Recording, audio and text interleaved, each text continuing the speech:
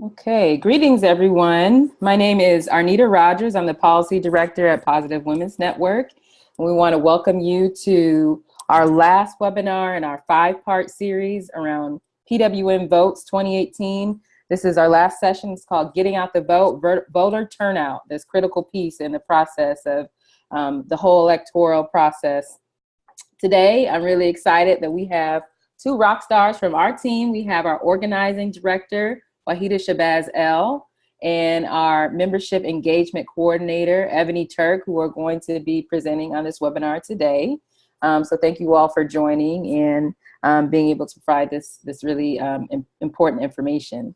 So just a few housekeeping notes. So everybody is in just listen in only mode right now. If you have questions for the presenters along the way, feel free to put them into the chat box. We also have the Q&A mode where you can also put your questions into the question and answer box. And so you can raise your hand virtually and you can get your questions answered that way. And so I'll be keeping a running toll of the questions as they come in. And if it makes sense to ask the presenters along the way, we'll ask them then. And if not, we'll hold them to the end. But you will have an opportunity to ask your questions.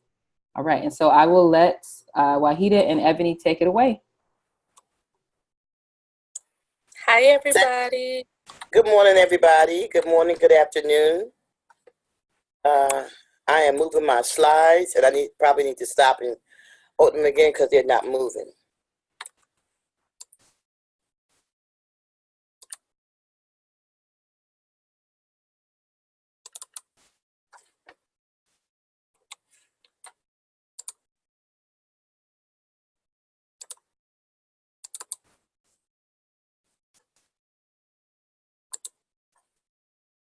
There we go.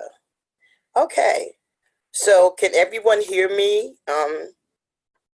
Just put yes in the chat box if you all can hear me. Great. So Ebony and I are very excited to present this last in the series of information for you all and helping you all learn how to be electoral experts, getting out the vote. We're going to cover voter outreach. We're going to cover engagement of the voter base, voter information, relevant information to give the voters, recruitment volunteers, candidate engagement, using social media, and also post-election stuff. What do we do when we're finished after November the 6th? So Evie and I will be going back and forth, and I'm going to just start. So we have about 30 days before the deadline. Let me say this. The deadline for registration is generally 30 days before the election.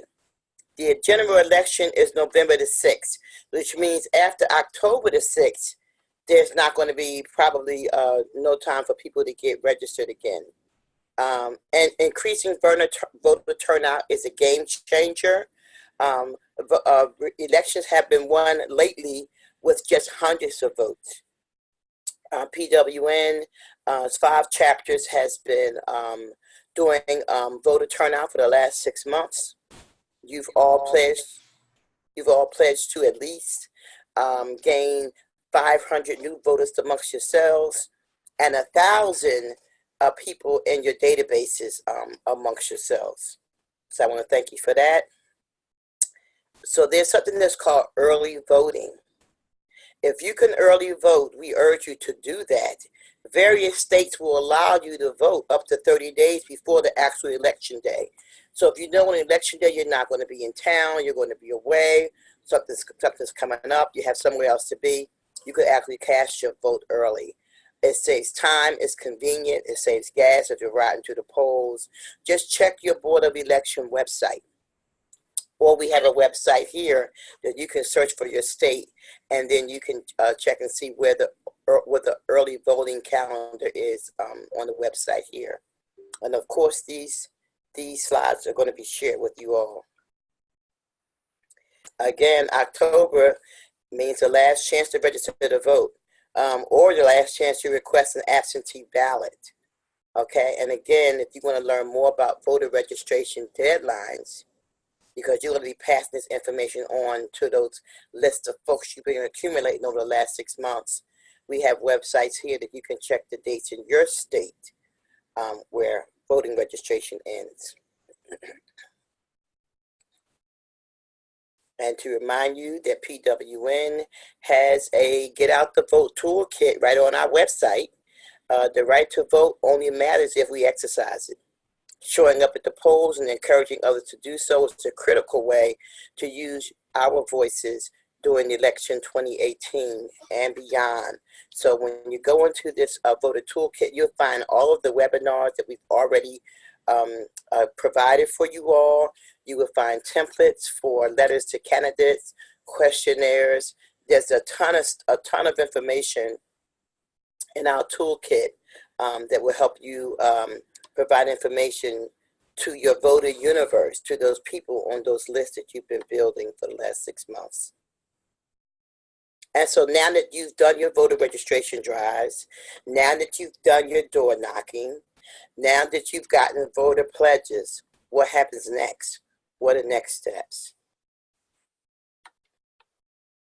So the voter list engagement, and what that means when we engage our voter list, that means we're going to be providing relevant information to your list. We're going to do voter information. We're going to do voter education.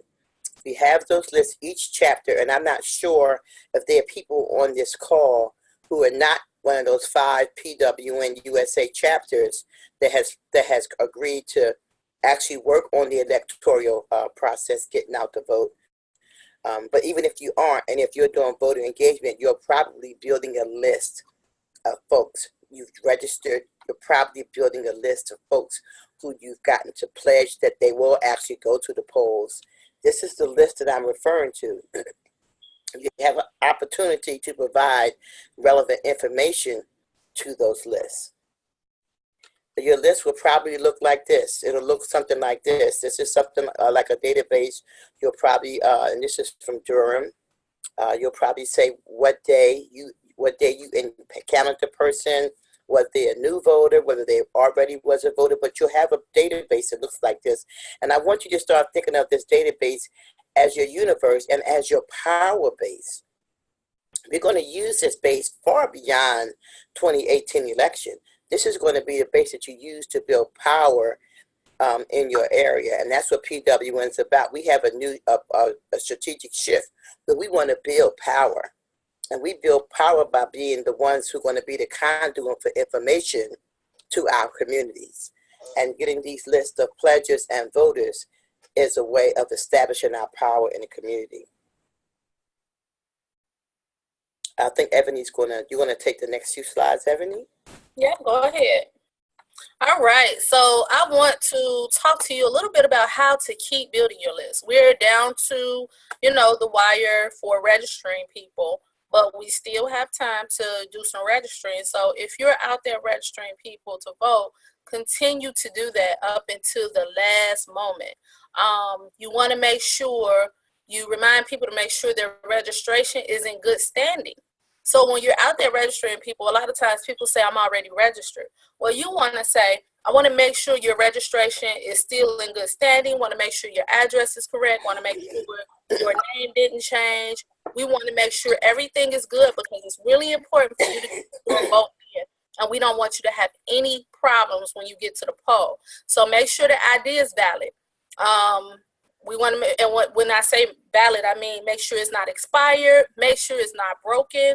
And I know that sounds crazy, but sometimes when people are trying to suppress the vote, they will make any excuse to try to send you away or make you upset so you can then get upset with them. And then, it's a whole thing. So you want to just make sure everything is okay. So we want to inform people to make sure that their ID is valid, it's not expired, make sure it's not broken, make sure their address is correct when they go, to their polling place, because going to the correct polling place, going to the incorrect polling place can discourage somebody from going to the other polling place to actually cast their vote. So if you show up and they be like, oh, you have to go 2 miles west, if people are on public transportation or if somebody has gotten a ride from somebody, that could discourage them from really going to the other polling place. So we want to make sure that people know their correct polling places as well. So check IDs, check polling places, Make sure people didn't move or get married recently, because you know that can change your name. So you want to make sure that's good too. Next slide.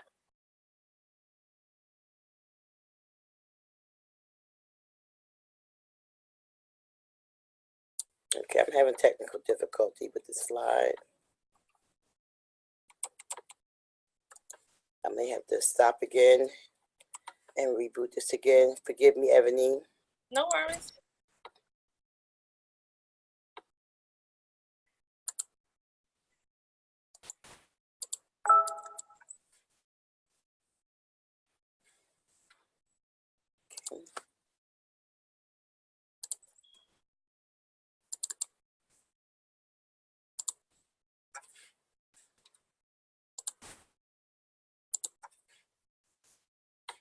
All right, thank you. So the next thing we want to make sure is we want to make sure that we're going to do voter registration where there are already groups of people. We want to make sure that we have a concentrated group, engaged audience already, to make it easier for us to talk to people. So where do you find engaged audiences? Beauty and barbershops. Beauty and barbershops are usually really packed, especially on weekends. You can make sure that you go in the zip codes that we really need people to get out to vote in. I'm sure those of you who are doing get out to vote activities know your low voter turnout area codes, and you can go to the beauty and barbershops in those area codes, which is really important, because you can also talk to them about why it's important to vote while you're there too. Make sure that everything is straight. You have some time because they're going to be sitting there for a while. So that's a good place. Of course, any concert, small or big concerts, comedy shows, and Chuck E. Cheese. Some people say, why Chuck E. Cheese? Well, the kids are typically playing and adults are typically chilling. So you can go and talk to them about making sure they're registered, making sure that everything is good. A lot of people forget about high school seniors and sometimes juniors. So in some states, you can register to vote before you turn 18, as long as you'll be 18 by election day.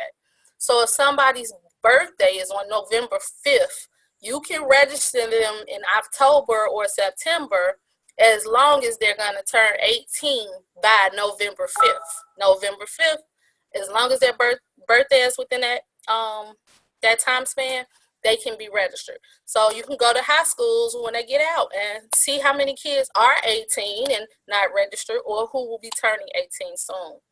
College dorms is also an option for you to help build your list. You can go to arcades.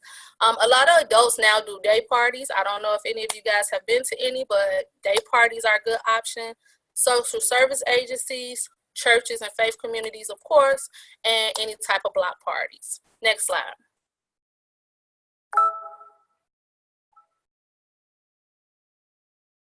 Okay, we're having one of those days.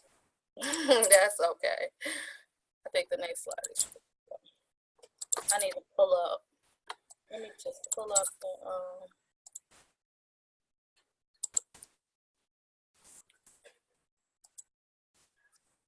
Okay, we have it. So Deidre just asked a great question that I can answer while Wahida's doing the slides. Do we need to ask permission to be in some of these places? So if you're just outside of the place, you could just be outside talking to people. But if you're gonna go inside and do it, I would like the barber and beauty shops. I would say, like, who's the owner or who's the head beautician or barber here, and ask them. And typically they're down with it because they understand the importance of it. Chuck E. Cheese, you can just ask the manager, do you mind if I go around, just to make sure people are registered to vote? And if they aren't, parents are registered to vote. And if they aren't, we can just sit right at the table. Like, you're not disrupting business. You're not doing anything to take away from their business. So typically they'll be okay with it. As far as the high schools, you can just go when they're getting out of school, and you can just talk to the young people about it. I would wear some type of official, like, not official shirt, but some type of something, that a button or something that identifies you, so they don't think you are what you call, like, a creeper. What we used to call them creeper Jeeper creepers, adults that come around and mess with kids during school. So just so they can know that you're somebody who's trying to do something, you can definitely just, you know, be outside and do that. And anywhere, like arcades, like a lot of times high school kids go to arcades after school, or any place. Like, you guys know your community better than anybody. So you know those little places and pockets where people hang out, where you have a concentrated group at. And those places are really important to go to right now, because you have them there, and it's such a short time to voting day. So the other thing we don't want to forget to engage special populations. And these special populations are like people in nursing homes. So unfortunately, a lot of times organizers forget about these people, and they aren't to be forgot about, because I will tell you, our primary here in Texas, one of the important races we were getting people out for was the DA race. And the DA that won because of people in nursing homes. He hit the nursing homes, and his opponent did not. And those those mail-in ballots is how he won. He won with mail-in ballots. So make sure you don't forget people in nursing home, people in rehabilitation facilities, because a lot of times they've been there for 30 days or more, and the last thing they're thinking about really sometimes is voting. But if you go in, they will do it. Of course, college students away from home, all of these people can do mail-in ballots. They can do mail-in ballots. Elders that live alone, let's not forget to check on them regularly anyway, but please don't forget that they need to be reminded to vote as well. And of course, we just talked about the young people that will be 18 by November 6th. And I'm giving it back to you, Wahida. Great. And I'm dealing with these issues of sharing my screen. So I'm hoping that this is going to work out.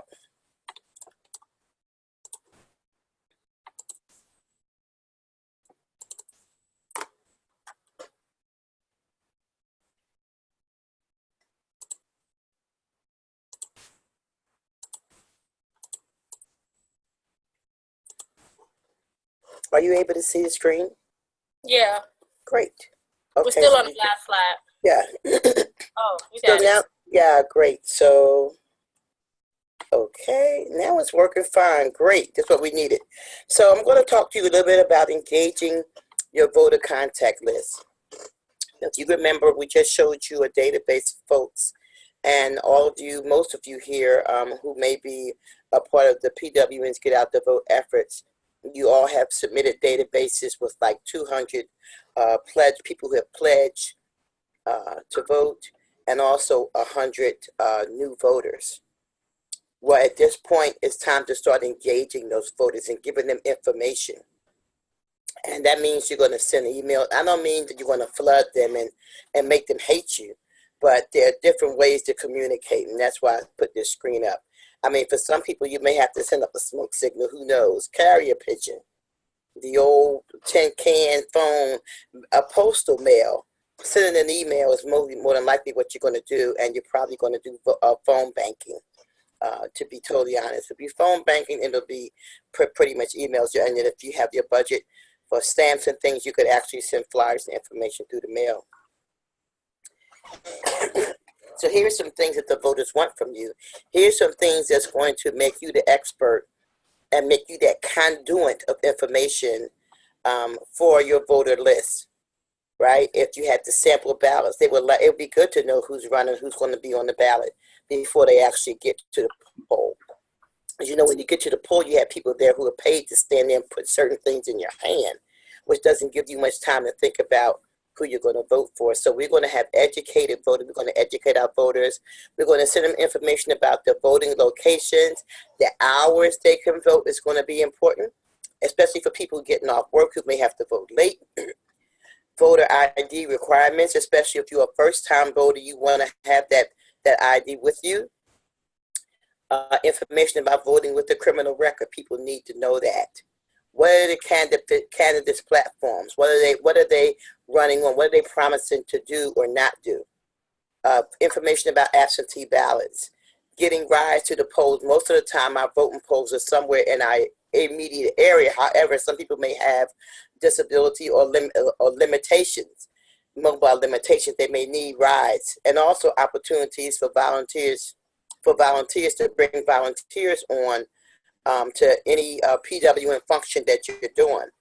So you also have the opportunity to provide information about volunteer opportunities. If your name is not on the roster, you get to the voting poll, you get there, your name's not on the roster, you may have a right to vote on what they call a provisional ballot, right? And that provisional ballot, you fill it out, and if your vote will count if the officials determine that you were eligible to vote. Now, however, there's something that we call voter suppression tactics. And sometimes they'll change your voting place without you being aware of it. You'll go to that voting place. You may have moved, you may live on the same block, or maybe you move right across the street, which means your voting place might be at a different place. So it's going to be better for you. It may be a little inconvenient, but it's best that you go to the right place and cast your vote rather than doing a provisional ballot, because your provisional ballot won't count if your name is actually at another voting place. But just to say that if your name's not on the roster, you do have the right to submit a provisional ballot. You also have the right to find out where your name, they can call and find out for you where your name is at a voting place nearby, and you can find that place and actually go cast your ballot. I'm convicted of a felony. What's the law? So, we all know that there's different laws in different states. For instance, in Florida, right now, they're trying to change the law, the unconstitutional law for people with felons who can't vote, but it has to go to the Supreme Court. So in the meantime, people with felons in Florida are not able to vote. Because, every time that when you change it, when something's unconstitutional, it has to go through the SCOTUS, or what we call the Supreme Court of the United States. And while that law is in appeal, people do not have the right to vote. That's what's going on right now in Florida. In Pennsylvania, where I live, the law used to read, people convicted of a felony could not register to vote for 5 years after they released from prison. In December 26, 2000, our superior courts deemed that law was unconstitutional. So for right now, that law is no longer a law in Pennsylvania. And if you're using an old voter registration that you write in, and if it asks you are a felon, you're supposed to cross that out and sign your name and go ahead and submit your ballot.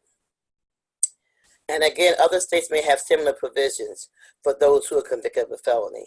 So check the Department of State website. This is not a secret where all this information is coming from. Department of State website. And you can also check with your Board of Elections. And then you want to provide this information to your voter list. We're talking about now what do your voter list need, what do the people on your voter list need to know from you, right? You've gotten their pledges. You've told them you're going to contact them. This is the kind of information that you're going to give to them. Ebony, I think you're going to take the next slide. Mm-hmm. So if you don't have a state ID, can you still vote? So in certain states you can, in certain states you can't. So again, check your local jurisdiction. I would check the Board of Elections website. Usually they have all of that stuff up there really easily, or they have a number you can call to be certain. In Texas, if you don't have one of the 7 accepted forms of ID, government, like state ID, driver's license, passport, you can show utility bills, things like that, or you can sign an affidavit in some instances. So you have to find out what is acceptable in your state. If you don't have an ID, or if people in your state don't have an ID, these are things that you can see, and this is type of information you can send to your voter list. You can let them know what are acceptable forms of ID, and to see what you need to do if you don't have one of those forms of ID. Next slide.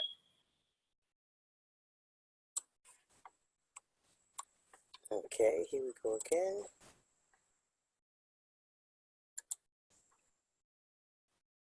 So as we were just talking about the different forms of ID and them trying to suppress the vote. If you don't have proper ID, that's one of the things that they will definitely send you away. And your voter ID cards. Thanks, Stacy. Voter ID cards are really important too, but some communities will let you use voter ID cards with an ID. Some will let you just use those. So just make sure you take what it is that you need. We will also have Lyft is also doing Rise to the Polls in underserved communities. So if you are doing get out to vote drives and work, you probably already know the underserved communities or the low voter turnout communities. Those communities are the communities we really, really need people to get out to vote in. Excuse me. So Lyft has agreed to offer half-off rides anywhere in the United States on November 6th, only half-off rides.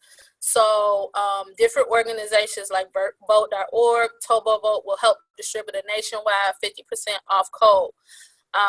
So there's a website here you guys can go to if you have the Lyft app, or if people have the Lyft app, they can go right in there and that code will typically be in the app. Now, the other thing we can do, or we can send out if you're doing this in your community, during our so I hear some Lyft and Uber will possibly be doing it. So the other thing you can do though is doing the primaries. We just had a few cars. We had like 3 cars in Texas, and we chose to make sure we wanted to get people to the polls. So we got approximately 15 to 20 people to the polls ourselves in our 3 cars. And the impact of that is huge though. The impact of that is we were responsible for that many more votes because we were able to get those many people to the polls, as opposed to them not going to vote. So you can definitely give your people the information about Lyft and Uber. But if you yourself or people in your community, there are also community organizations that are providing rides to the polls. So if you find out about all of that information, you can send that to your voters list. You can tell that to your friends and family, tell that to the people in your community, so we can make sure people are getting to the polls. You would be surprised at how many people don't vote just because they can't get a ride. Getting around sometimes is hard for people, so we want to make sure that we tell people, we'll make sure you get there as long as you vote. We want to make sure people get there. Next slide. Here's where you can find that information. Your Department of State website, your Board of Elections website, and there's a myriad2vote.org website on here as well that you can go on, check your area, see who's giving rides, and send that out to your people. Next slide. So these points are other information that you can use to keep your list updated on. So once, as you are doing, you're still registering, you're still giving people information, but you want to continue to keep your list engaged, which means you want them to know that you're still there. You want to continue to send them information as often as possible. So as we said before, you want to make sure you're sharing the candidates' platforms and track records. So you, I would pick certain candidates, on the ballot, the important races, and share those platforms, share their websites, so people can go and sign up for those if they can. But share detailed things about them, because everybody doesn't go on a computer. Everybody doesn't get on the websites. So you can share a few facts about their platforms and their track records, about what they have voted on, what they have done in the past, so people can get to know the candidates a little bit more. You can also share a sample ballot. because on those ballots, a lot of times are provisions, amendments, things that you'll have to vote on when you get to the polls. When I got to the polls for the primary, we had a whole list of provisions on our ballot that I'm glad I read beforehand, because had I not, one, I would have been confused, and two, I would have been in the polling place probably an hour if I had not read it beforehand. So you want to make sure you send them sample ballots if you can. Some of you guys will be sending out questionnaires to your candidates. Once you get those questionnaires back, make sure you send that to the answers to the questionnaire. Make sure you send that to your list.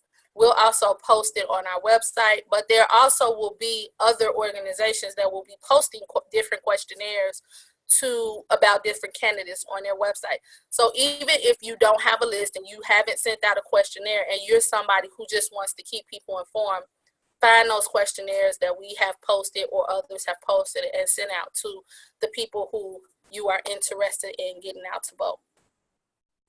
Invite pledges and voters on your list to attend candidate forums. So the PWN chapters some of them will be doing candidate forums in conjunction with other organizations or with themselves.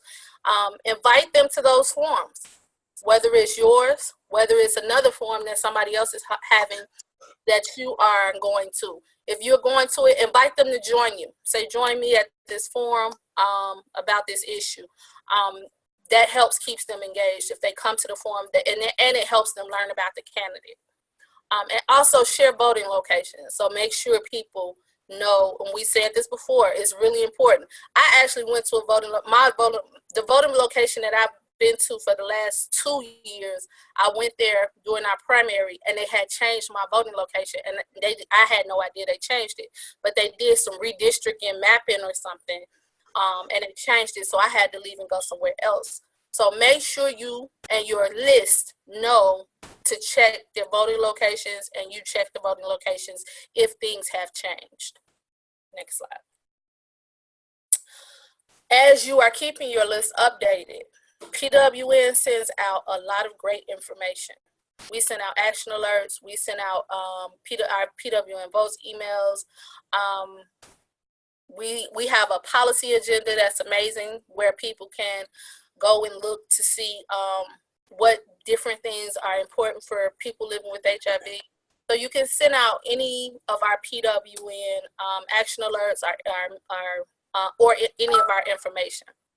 You also want to invite your pledgers and voters to support the PWN Day to End Violence Against Women Living with HIV. A lot of you guys will be holding events in your communities, doing awareness events. Talk about that. Send them information about that. Invite volunteers from your pledge and voters list to help with voter registration or help with your candidate form. You need volunteers for these events that you're having in your community.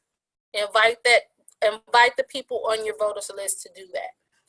That's a great way to get volunteers. And it's a great way to get volunteers for your phone banking. If you are doing get out to vote activities, phone banking during these times will be critical, and you need volunteers to do phone banking. So please send out information to them about joining you to phone bank during these weeks leading up to the election. Voter suppression is real, for sure. I've seen it, and it really irritates me. But or if I didn't know what it was, I would not have known I would not have known that it was meant to be suppression. So I call it voter intimidation. Is not common, but here are some examples. Aggressively questioning voters about their citizenship, criminal record, or qualifications to vote in a manner intended to interfere with voters' rights. So if you are being aggressively questioned about any of these things, you have all of your documentation and they're continuing to question you about these things. They're trying to this is a tactic to try to suppress your vote. Spreading false information about voter requirements, such as the ability you have to speak English, or there needs to be a certain type of photo identification in a state where you know that that's not true. Displaying misleading signs about voter fraud, saying that there was a penalty and things like that. If any of these things, if you see any of these things happening, other forms of harassment, I'll tell you one I had personally happen to me. And y'all, I live in Texas and love Texas, but I have seen more voter stuff happen here than I've ever seen when I lived in Illinois. So I had a shirt on that had it had a saying on it, and the poll worker told me, and this wasn't this past election, but it was before. She told me that I couldn't come into the polling place with my shirt on. Now, I believe her tactic was my shirt didn't have, it wasn't anything about voting. Like it probably said Black Girls Matter, Black Lives Matter, or something like that. I think it was a Black Lives Matter shirt. And she told me I couldn't come into the polling place with the shirt on. So instead of arguing with her, which I wanted to do, I did not, because I understood that this is what she wants to do, so I can get hyped, and she can then say I threatened her or something, and then I can't vote. So I simply went outside, turned my shirt around, I went back in, and I voted. So any of these things that they try to do to you, don't feed into it. As long as you know your rights, as long as you know you have your proper identification, as long as you know you're at your proper polling place, don't feed into any of these tactics. Just stay calm, state your facts, and keep it moving so you can cast your ballot. And here is a number. And when you leave, don't just not say anything to anybody. Report that. You should report any voter suppression tactics that are being done to you.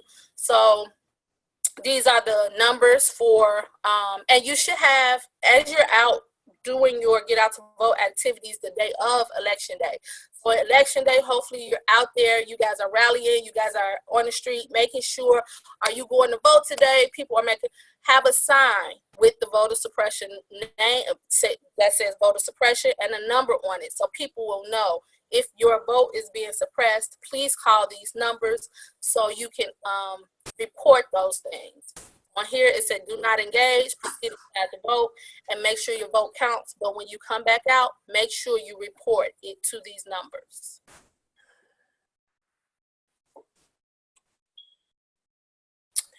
And then we have the social media. So social media is a great tool to use to get people excited about going to vote, giving out any of that information, all of that information that you're sending out to your list.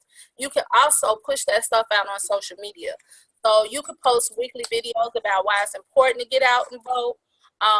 You could post early voting details in your state. Early voting is a great time for you to start your get out to vote hype activities, like your rallying. That's your rally card. You want as many people as possible to get out and vote early.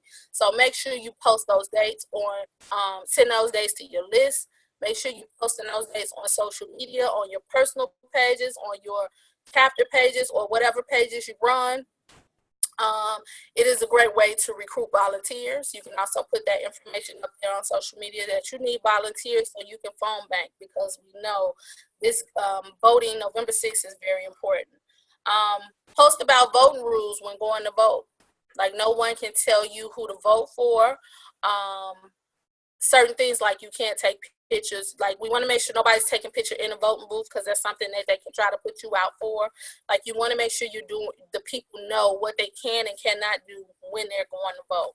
Post photos of all the events that you're having. Like, if you are having these get out to vote early rallies during early voting, post pictures of that. Take pictures and post them of that, because we want people to make sure that we know we're excited about voting, and we want everybody else to get excited about it too. And it's not this mundane, oh, I gotta vote thing. No, it's exciting. It's hype. We're doing something great. So we want to make sure that we get that message across. You could do short 1-minute interviews with people pledging to vote and why they're pledging to vote in this election. If mailing ballots, you can ask people to take photos of them putting their ballots in the mail. So if people are mailing in ballots. They can just take a photo of them dropping that ballot in the mail and send it to you, and you can post it. And you want to, of course, ask people to send you photos with them and their voting stickers. Tell everybody, get your voting sticker, take a nice adult picture with you and your voting sticker, and post that stuff online, because we want to make sure we see our community getting out to vote, because we need November 6th election to go well. Next. Great. Thank you, Ebony. I'm excited. I hope you are all excited. Yeah, and in the meantime, as we're doing voter engagement, we're going to have to do candidate engagement as well. We have to stay hot on the trails of our candidates. We have to bird dog them. That means ask questions at public forums. We show up at public forums. There are a lot of folks giving public forums, not just PWN, with the League of Women Voters, Planned Parenthood. There's always lots of organizations that are giving public forums for the candidates. And we ought to be showing up there so that we can ask specific questions about health care, specific questions about reproductive rights, specific questions about quality of life for people living with HIV. So we want to stay hot on those trails, the candidates. And we need to check the candidates' websites for their public appearances. They'll have public appearance calendars on their websites. You may have to register to attend. Sometimes they want $5 or something like that, but you may have to register to attend, but you want to get there early. Remember, we talked about this in the Electoral Institute. You want to get there early. You want to spread out. You don't want to all sit together. You want to sit strategically, sit near the microphones, and some of you sit near the exits, right? Because that way, if you don't get a chance to talk to a candidate on the microphone, you can catch them as they go out the exit. You can shake their hand and ask questions. So you get to the microphone, you ask your specific questions about his supporting your cause. And if you're at the microphone, you wait for the response. You don't just ask the question and walk away. You really want a response. So you hold the mic and you stand at the mic expecting to get an answer in a public forum. Okay, and then shaking hands is generally a line to shake hands. Is generally somewhere near the exit. You have your folks near the exit, so your folks will be one of the first ones in that line to shake hands. Then you always have a person there to record the question the person answered and record the candidate's response. And that's candidate engagement. Here's another way to engage candidates: questionnaires. We had a call last night, and many of us know that PWN groups are going to be sending out questionnaires next Monday. This is also voter education. Candidate questionnaires and voter guides we're going to distribute. So we're going to do non-partisan questionnaires, which means that we're going to be sending questionnaires to you target a couple of races. And everybody that's running for that position has to be given a questionnaire, regardless to what party they're in. We can't just, get the person we know is going to answer the questions the way we want to, and then pass them off to your voters. You have to target some of the major races, and then you have to make sure the questionnaire is sent out nonpartisan to everybody who's running for that office, and then you share that information with your voters. So questionnaires is another way to engage. So bird dogging or candidate forums and questionnaires is other ways to engage your candidates. Also, you can host your own forum. Several of our PWN chapters have told us that they plan to engage to host their own forums. Again, your forum has to be nonpartisan, which means you're going to have to prioritize a specific race or maybe a couple of races. You'll have to invite all the candidates that are running for that race, regardless to their party, right? Regardless to their political party. That's going to be important so that it's nonpartisan. Now, here's something really, really important. When you partner with other organizations, if you're going to host a candidate forum, we are urging you to partner with other organizations that shows a greater reach of the voters, and it makes the candidates more likely to attend. If you just send a candidate invitation to a forum and it doesn't show that he's going to have access to a whole bunch of voters from different communities, they're probably not going to respond. Even when you're sending out your questionnaire, you're going to likely get a response if it's PWN, if it's Progress for Texans, if it's Planned Parenthood, if it's 100 Brothers United, or any other organizations that you're working with. You definitely will get a response if you can show a wider or a greater reach. And so what I want to say here too is that you may want to think about, you may get more traction going to other people's forums and bird dogging, and you may get more traction putting out a questionnaire to your candidates. Because when you're hosting a forum, the engagement of the candidate is really going to depend on how many different organizations is inviting this candidate into your space. So you may want to look at other candidate forums and go there, or you may want to just have other organizations help you put out the questionnaire. And then comes the post-election. What happens after the post-election? We all go home and take a nap, right? Yeah.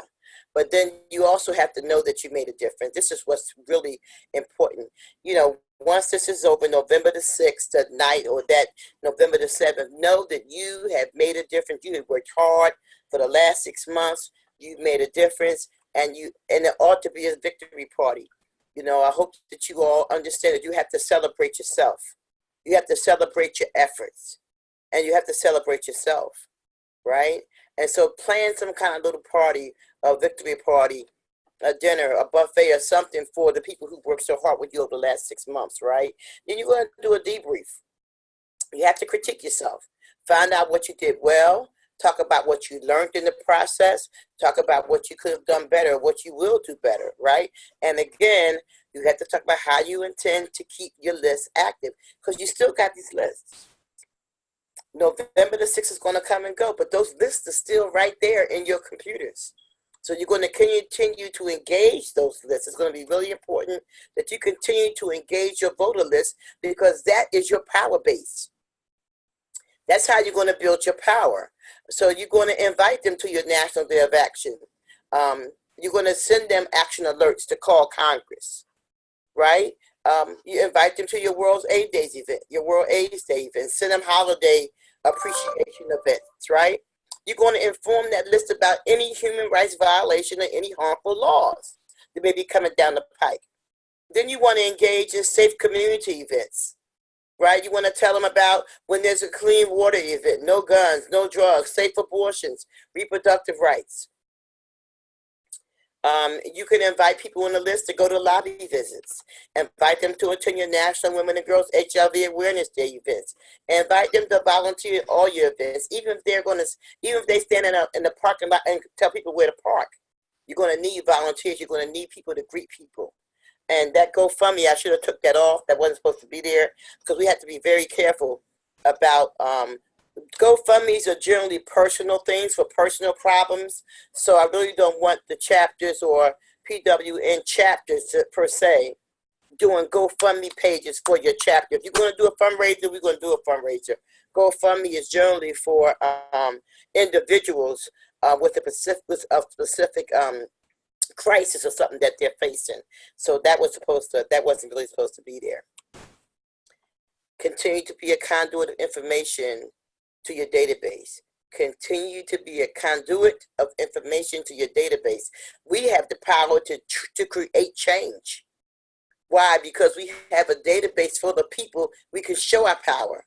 When instead of us just sending an email to our chapter members to call Congress, each chapter now has 200 people that when they send that call out to make call Congress, that's 200 more people that's calling Congress.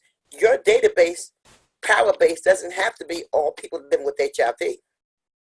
What you're showing is power of the community that you live in. So electoral organizing has made us the experts. We've been doing this since the summit. We had the Electoral Organizing Institute. And right after that, we started engaging in this electoral process. And for many of us, it's a new process. And for many of us, we didn't understand the power that we have. but we've learned to be experts in this process because we've learned that we had these lists. And guess what? There's a 2020 presidential election coming up in 2 years.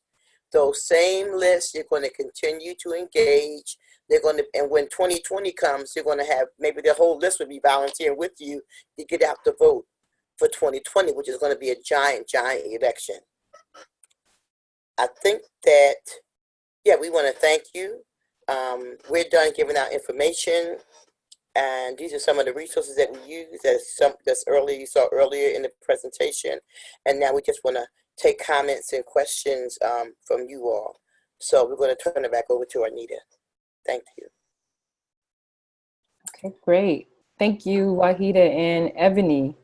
I think there were, well, Barb had a question. She just wants you to more define bird dogging for people who might not understand. And I think you went over it, but if you want to just explain that a little bit more. Yeah. So I think that we talked about, when I learned about bird dogging, I've actually done it a lot. And we want folks to think about a good old hunting dog. And the good old hunting dog could sniff things out, and they would point when the target or the animal was there, they would point. And so what we do with bird dogging is that we actually want to put the candidate on the spot in a public place and make him make a promise. Here's the thing: you can only get next to these candidates while they're running for office. Once they're in office, you can't get near them. They'll mingle with you. They'll come out to your community. They'll hang out. They'll be available for you to ask questions, for you to get near, for you to touch in person and up personal while they're running for office. Once they get in office, you can't get near them. You need an appointment 6 months out and the whole 9 yards.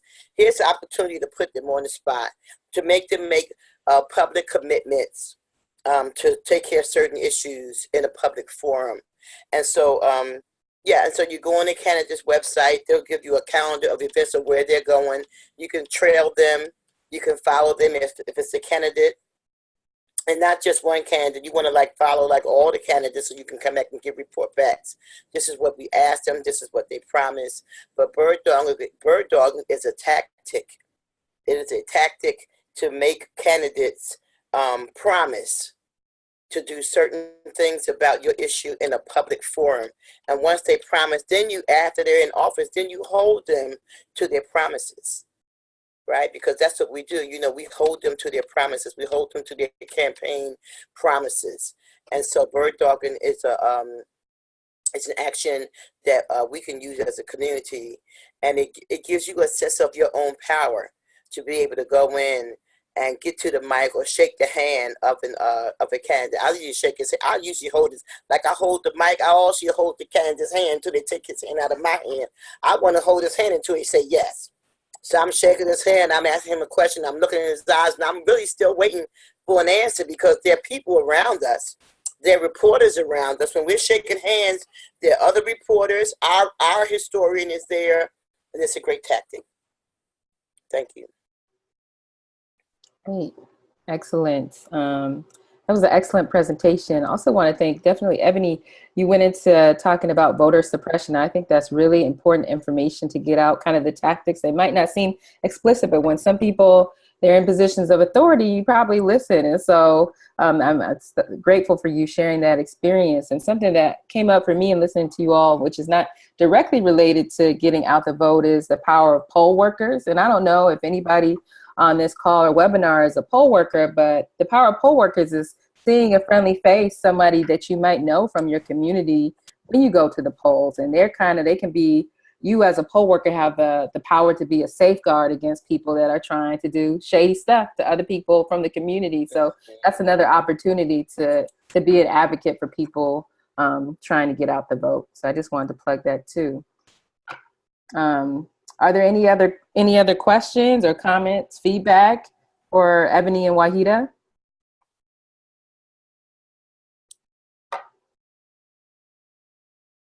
Yeah, definitely. Ronald, thanks, Ronald. Yeah, that's a very important role to play too, the importance of being a poll watcher. And so those are the folks that are generally watching outside the polls or around the polls, election centers, also making sure that there's nothing shady going on, those suppression tactics, and people that can be on the ground to make those calls, like Ebony was saying. Yeah, and a shout out to our community, because I've seen a lot of you guys are going to be poll working and poll watching, which is great, because we definitely need that as we need people there who want people to vote. No matter who they're voting for, we want people to vote, right? So shout out to you guys for volunteering and signing up for those roles.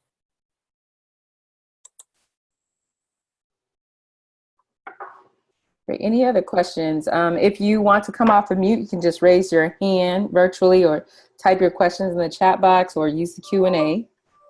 Yeah, I like to just add that even if you're a person or a group that is not officially doing work to get out the vote, if you have a database, which most PWN chapters and our state leads do have databases, you can feed this information to your databases. You want to keep your databases engaged.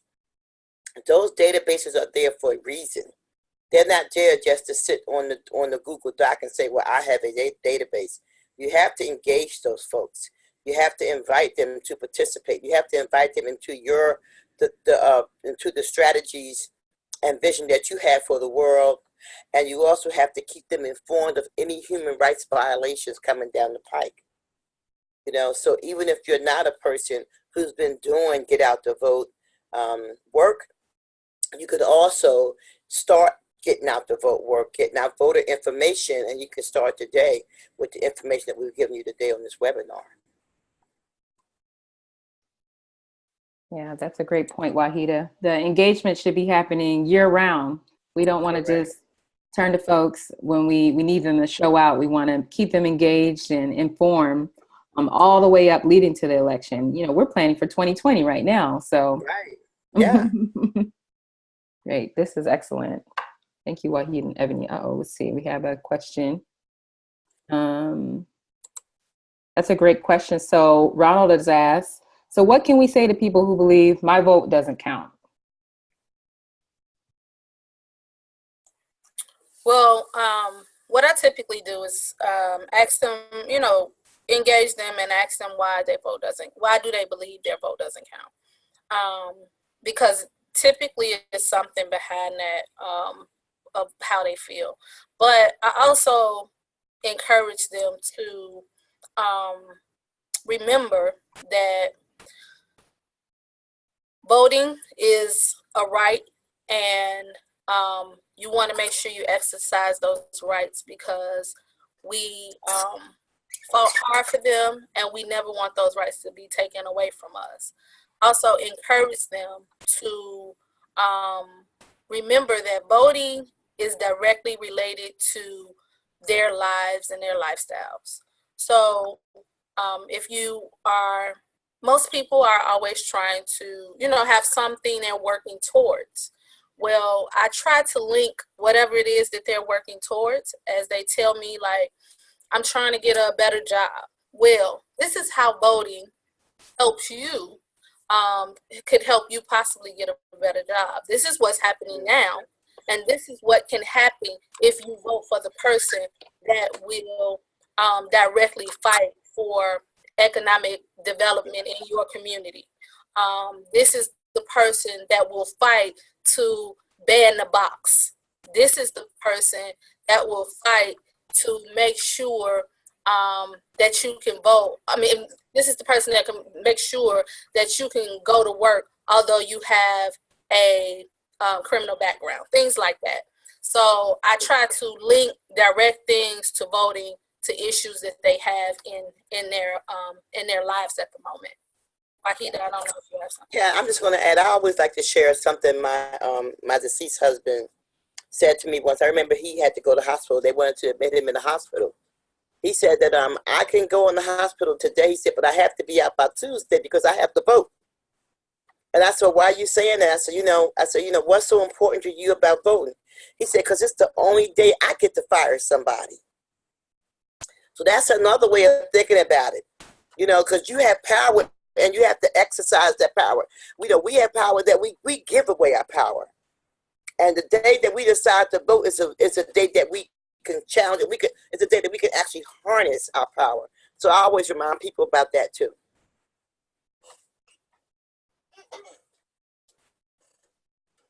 Excellent. Thank you both. Any other questions for Wahida or Ebony?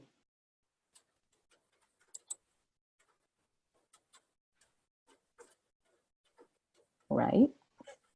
Any closing remarks from you two? And we're 7 weeks out. What's the main takeaway here?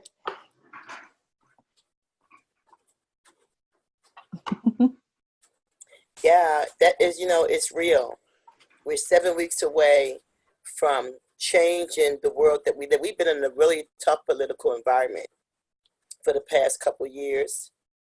We have a Congress that is not supportive of the human condition of folks. And we have an opportunity to make that change and to get our community stirred up that they can be a part of that change. So I just want to congratulate you for the work that you've already done. I want you to go to the finish line. I want you to continue to build those lists. You still got a couple more weeks to get folks registered. And that month of October and into November the 6th, let people just know that they have the opportunity to harness the power that we've been given by the vote. Yeah, and I want to make sure to say, while you're out there doing this, have fun. It is a lot of work, but you can also have fun with it.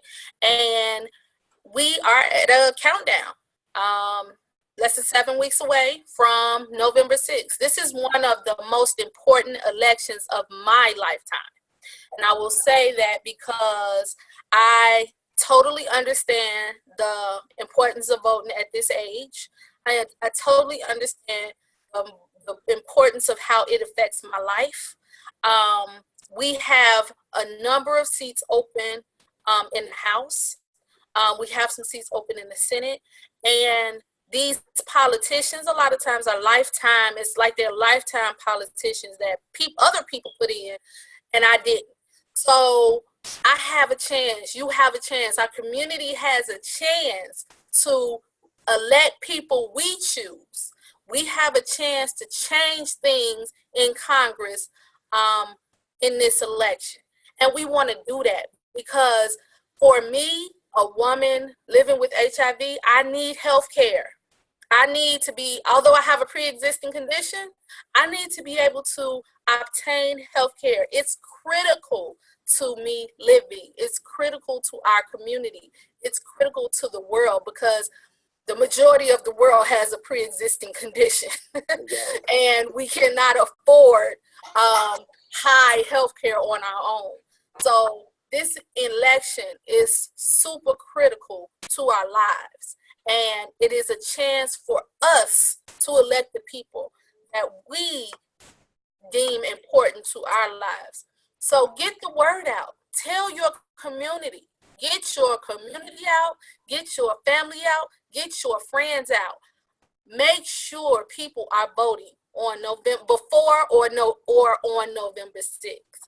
It is really important. And I can't wait to see the success we have because I know we're going to have success because we're out there working our butts off. Thank you, guys. All right. Thank you. Thank you both. I'm fired up, and I hope everybody else is too.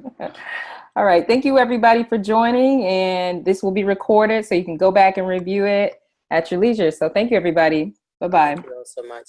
Have a great day, everybody.